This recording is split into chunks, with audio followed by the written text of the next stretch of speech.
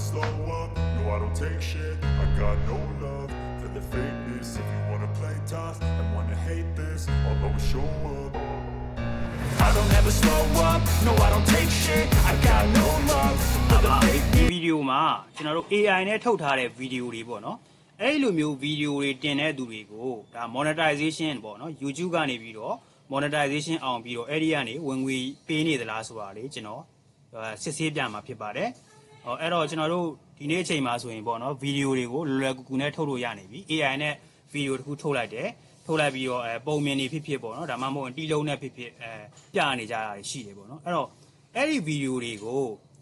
YouTube ကများသောအားဖြင့်ကတော့ဒါ तू ကဒီလိုမျိုး AI ဗီဒီယိုကြီးတန်းတင်လိုက်တာတဲ့ value တစ်ခုထည့်ပေးတာကို तू ကပို့သဘောကျတယ်ဥပမာဒါဟိုပုံမြင်ပဲဖြစ်ဖြစ်ပေါ့နော်အဲ့လိုမျိုးလေးတီလုံးကြီးကြီးပဲနဲ့ဒီလိုမျိုးဒါဟို AI ကထုတ်တာကိုတီလုံးနဲ့ပဲထည့်တာမျိုးတော့ तू ကတိတ်တော့သဘောမကျဘူးဒါပေမဲ့လည်းကျွန်တော်တို့ကြည့်ကြည့်အောင် तू ကဘယ်လိုမျိုးchannel တွေကို तू ကmonetization အောင်ပေးထားလဲဆိုတာကျွန်တော်တို့လေ့လာကြည့်အောင်ဒီမှာဆိုရင်ကျွန်တော်တို့ဒီမှာဒီ channel လေးပေါ့နော်ဒီ channel လေးမှာသူ့ရဲ့ subscriber ကတော်တော်လေးကိုများတယ်ဗျာဒီမှာဒီတော်တော်ကြီးများနေတာတွေ့ရတယ်ပြီးလို့ရှိရင်သူတင်ထားတဲ့ဗီဒီယိုက32မှာ3ပုတ်ပဲရှိနေတယ်เนาะအဲ့တော့ဒီ channel ကကြည့်လိုက်ရင်ဒီမှာကြည့်လိုက်ဒီဒါ AI နဲ့ထုတ်ထားတဲ့ဗီဒီယိုလေးတွေပဲဗျာဒါလေးတွေလုပ်ဖို့အတွက်ဆိုကျွန်တော်တို့ကဘာမှလည်းခက်ခဲရှိတာမဟုတ်အဲ့တော့ဟုတ်ပြီအဲ့တော့ကျွန်တော်တို့ဒီလိုမျိုး idea လေးတွေရမယ်เนาะဒီလိုမျိုး idea လေးတွေနဲ့เนาะဒီလိုမျိုးဗီဒီယိုလေးတွေဘယ်လိုထုတ်မလဲပေါ့เนาะနောက်ထပ် channel တစ်ခုဆိုရင်ဒီမှာကြည့်လိုက်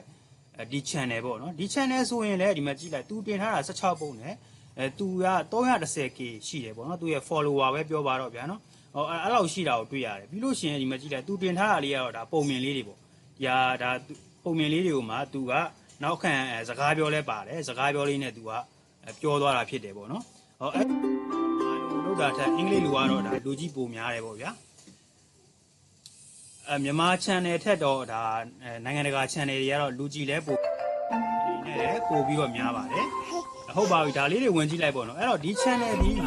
ငွေတကယ်ရမရပေါ့နော်ရနေလားမရနေလားကျွန်တော်စစ်ဆေးတဲ့နည်းရှိတယ်အဲ့ဒါဘာလဲဆိုတော့ကျွန်တော်တို့ဒီမှာ Google မှာ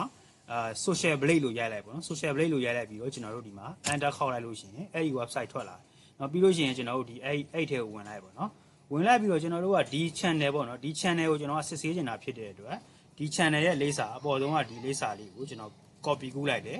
copy ကူးပြီးတော့ဒီထဲကိုလာထည့်မှာပေါ့နော်ဒီရဲ့အပေါ်ဆုံးဒီနေရာကိုကျွန်တော်တို့အဲ့ဒီစောစောကကူးလာတာလေးကို paste ချလိုက်လို့ရှိရင်ပြီးလို့ရှိရင်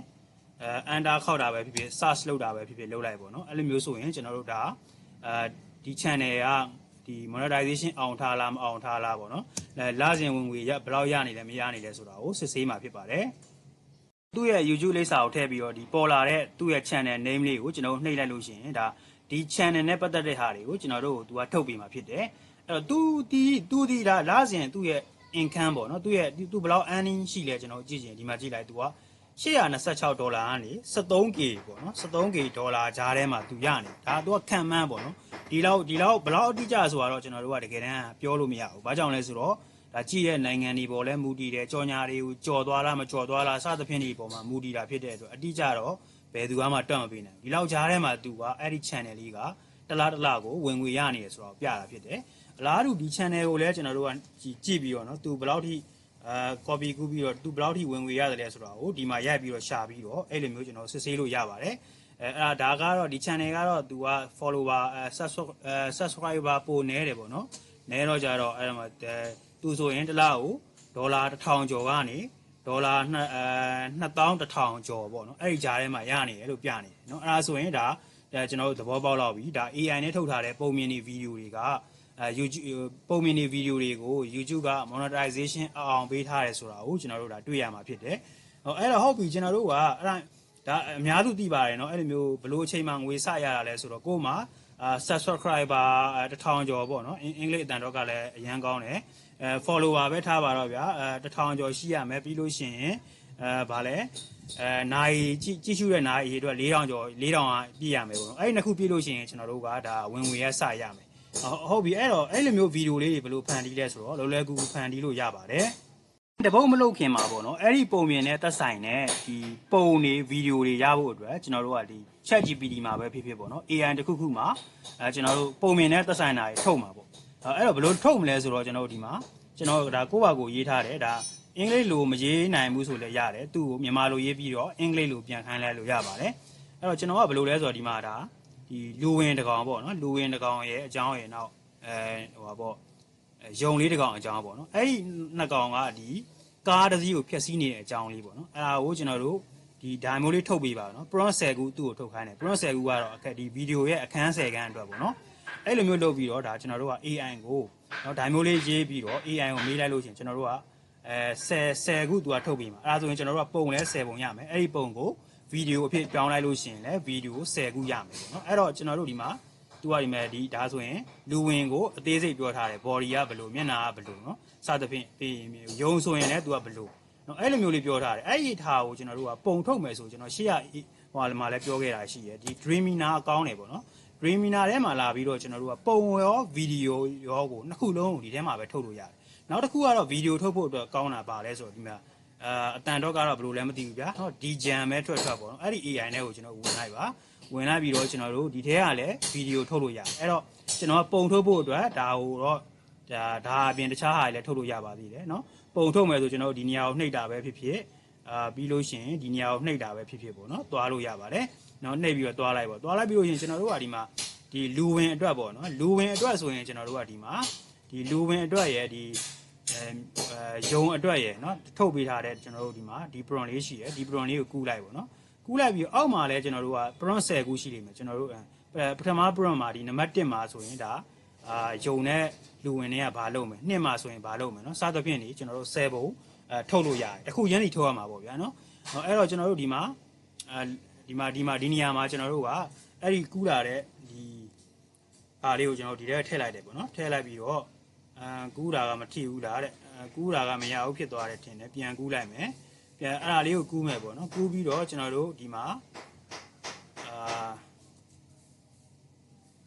sorry ဘာလို့မရလဲဆိုတော့ဗျာ तू ကဒီမှာ800ပဲ तू ကစလုံးရရတယ်နော်800ပဲစလုံးရရတဲ့ဟာကိုကျွန်တော်ကအများကြီး तू ကတကယ်တမ်းတော့မများဘူးဗျာ तू ကဘူးလက်လေးတွေနဲ့ဘာညာတကြောင်ချင်းစီထွက်လိုက်တဲ့အတွက် तू က800ကျော်လို့ဖြစ်သွားတာအဲ့တော့ဒါကိုခြုံခိုင်းလိုက်လို့ရတယ်ဒါပေမဲ့ကျွန်တော်ဒါကိုအသေးစိတ်မပြတော့ဘူးအဓိကကဘာလဲဆိုတော့ဒီမှာပုံထုတ်လို့ရတယ်နော်ပုံထုတ်လို့ရတယ်ထုတ်ပြီးရင်တော့ကျွန်တော်ဒါခြုံပြလိုက်ပါလေဆိုတာအချိန်ကုန်မှာဖြစ်တဲ့အတွက်ကျွန်တော်မပြောတော့ဘဲနဲ့ငကိုဒါမျိုးလေးထည့်လိုက်မယ်ပေါ့နော်ထည့်လိုက်ပြီးရင်ကျွန်တော်တို့ကဘာလုပ်မှာလဲဆိုတော့ဒီဗီဒီယို site ကိုတော့တေချာပေါက်ရွေးဖို့လိုမယ်ကျွန်တော်တို့ဗီဒီယို site အောက်မှာကျွန်တော်တို့ရွေးပေးပါဒီမှာပေါ့နော်ဒီနေရာမှာဗီဒီယို site တွေရွေးပေးမယ်ရွေးပေးပြီးရင်တော့အောက်မှာ generate ဆိုတာကိုနှိပ်လိုက်ရုံပဲနော်အဲ့တော့ကျွန်တော်ဒီဒါကိုဗီဒီယိုအဖြစ်ဒီထဲမှာပဲဘယ်လိုပြောင်းလို့ရလဲဆိုတော့ဒီထဲမှာပဲကျွန်တော်တို့ကဗီဒီယိုပြောင်းလို့ရပါတယ်ဥပမာဒီမှာကျွန်တော်ထုတ်ထားတဲ့ပုံတွေရှိတယ်ဗျာနော်ဒါ line ဒီတပုံကိုကျွန်တော်ပြမယ်ဒီတပုံကိုကျွန်တော်ထုတ်လိုက်ပြီးဆိုရင်ဒါ prompt ကဒီမှာဒီထဲထည့်ထားတာပေါ့နော်စောစောကကျွန်တော်တို့ရေးတဲ့ prompt လေးဒီထဲထည့်ထားတယ်အဲ့ဒီဒါပုံကြီးပေါ့နော်ဒီပုံကြီးကိုကျွန်တော်တို့ကဗီဒီယိုဖြစ်ချင်လို့ရှိရင်ကျွန်တော်တို့ဒီမှာ generate video နှိပ်လိုက်ရုံနဲ့တယ်ဒီ website တစ်ခုလေးကနေပြီးတော့လဲကျွန်တော်တို့ဒါဗီဒီယိုတွေကိုဖန်တီးလို့ရပါတယ်နောက်တစ်ခုကတော့ဒီမှာဒီ jam ပေါ့ဗျာနော်ဒီ jam မှာကျွန်တော်တို့က create နှိပ်လိုက်လို့ရှိရင်ကျွန်တော်ဗီဒီယိုစဖန်တီးလို့ရမယ်သူကတနေ့ကိုမဟုတ်ကျွန်တော်တို့ account တစ်ခုကိုကျွန်တော်တို့ကဒီ300ပေးထားတယ်ပေါ့နော်300ပေးထားတယ်တစ်ခါထုတ်လို့ရှိရင်30လားမသိကုန်တယ်ဗျာနော်30ကုန်တယ်ဆိုကျွန်တော်တို့က10ဘုတ်ထုတ်လို့ရမှာပေါ့နော်အဲ့တော့ create ကိုနှိပ်လိုက်လို့ရှိရင်ကျွန်တော်တို့ဒီမှာ video ကိုကျွန်တော်တို့ဒီပုံလေးပေါ့နော်ကျွန်တော်တို့စောစောကထုတ်ပေးလိုက်တယ်ဒီ Dreamina ကထုတ်ပေးလိုက်တဲ့ပုံလေးကိုဒီထဲမှာလာထည့်မှာနော်လာထည့်ပြီးတော့ video prompt ကိုဒီနေရာမှာထည့်မှာပေါ့နော်အဲ့တော့ကျွန်တော်တို့ဒါဘာမှတော့ခက်ခက်ခဲခဲမဟုတ်တော့ဘူးဒီမှာ upload နဲ့ဒီမှာပုံလေးတင်ပေးလိုက်ပေါ့နော်ကျွန်တော်တို့ဒီ Dreamina ကရရှိထားတဲ့ပုံလေးကိုဒီ upload နဲ့နှိပ်ပြီးတော့ဒီနေရာမှာတင်မယ်တင်ပြီးလို့ရှိရင်ကျွန်တော်တို့ဒီ prompt ပေါ့နော်ဒီ prompt ကနံပါတ်1ပုံအတွက် prompt ဆိုရင်ဒါကိုကူးမယ်ပေါ့နော်ဒါကိုကူးပြီးတော့ကျွန်တော်တို့ဒီထဲကိုထည့်မှာပဲနော်အဲ့ဒါတခါလဲပြလိုက်မယ်ဆိုရင် तू ကဒါဒီပုံနဲ့စာနဲ့ကတော့မသက်ဆိုင်ဘူးပေါ့နော်မသက်ဆိုင်ဘူးဒါပေမဲ့လည်းထုတ်ပြနေကြမှာဆိုလို့ upload လို့တော့လုပ်ပြလိုက်မယ် upload လုပ်ပြမယ်ဆိုမှပုံကတပုံမှမရှိဘူးလားအော်ရှိရနော်ဒီမှာဒီပုံလေးတပုံကိုကျွန်တော်တို့ထည့်လိုက်မယ်ပေါ့နော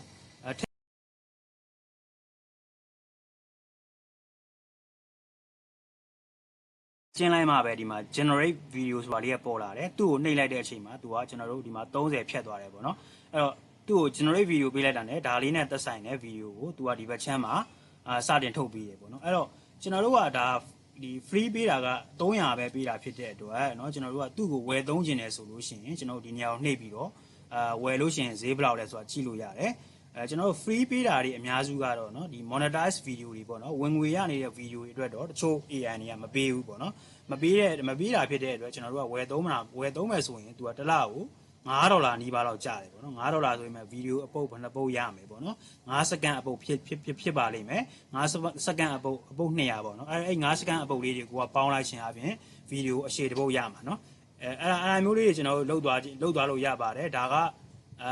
ဗီဒီယိုထုတ်တဲ့ AI နှစ်ခုနဲ့ပုံထုတ်တဲ့ AI နဲ့ဗီဒီယိုထုတ်တဲ့ AI နှစ်ခုကိုပြတာဖြစ်ပါတယ်ဟုတ်ပါပြီနောက်ဗီဒီယိုတွေမှာလည်းနောက်ထပ်ဒီ AI တွေကိုပြသွားပါဦးမယ်အဲ့တော့သိချင်တာရှိရင်လည်းမေးခဲ့လို့ရပါတယ်ဟုတ်ပါပြီ